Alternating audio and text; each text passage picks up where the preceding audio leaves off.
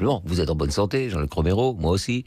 Mais le jour où vous vous trouvez dans une situation où la question de savoir est-ce que je meurs maintenant parce que c'est plus possible, elle devient réelle. C'est peut-être différent de la façon dont on en parle quand elle est pas réalité également. Alors moi, bonne santé, j'ai eu beaucoup de problèmes et Oui, non, je mais vis avec le VIH depuis vous 30 êtes ans. vivant, donc, quoi, voilà. Je suis vivant, c'est vrai, mais j'ai été confronté à plusieurs reprises à des moments extrêmement difficiles. Et vous avez raison, de toute façon, sur ces questions-là. Tant qu'on n'est pas confronté au moment X, on ne sait pas. Et c'est bien pour ça que moi je vis dans le doute et c'est pour ça que je veux avoir une loi un jour qui me permette de choisir ce qui est le mieux pour moi. Mais on voit énormément de gens qui sont dans des souffrances insupportables et qui à un moment veulent dire stop.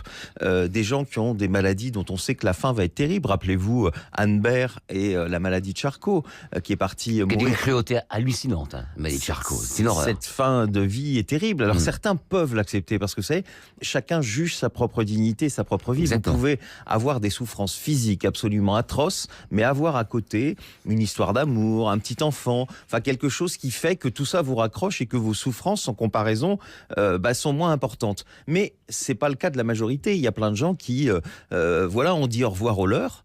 Savent qu'ils n'ont plus rien à attendre et que ces souffrances, ils ne les veulent pas. Et vous savez, on est quand même dans une république laïque et il n'y a pas un principe supérieur qui vous oblige à mourir le plus tard possible et notamment dans la souffrance. Ceux qu'ils veulent, je le dis, doivent être respectés.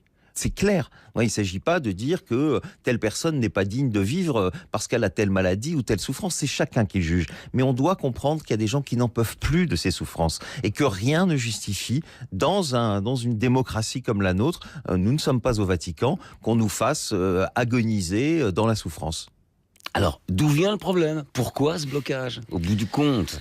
Je pense qu'il y a deux lobbies qui ont quand même été très, très puissants. Il y a le lobby religieux et le lobby médical. On évoquait tout à l'heure l'IVG, c'est un peu la même chose. Le lobby religieux qui est d'ailleurs en contradiction avec les siens.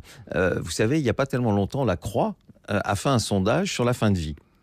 Et on apprend dans ce sondage que 89% des Français sont favorables à la légalisation de l'euthanasie et du suicide assisté, ou l'un ou l'autre. Et que 72% des catholiques pratiquants sont favorables à la légalisation de l'euthanasie.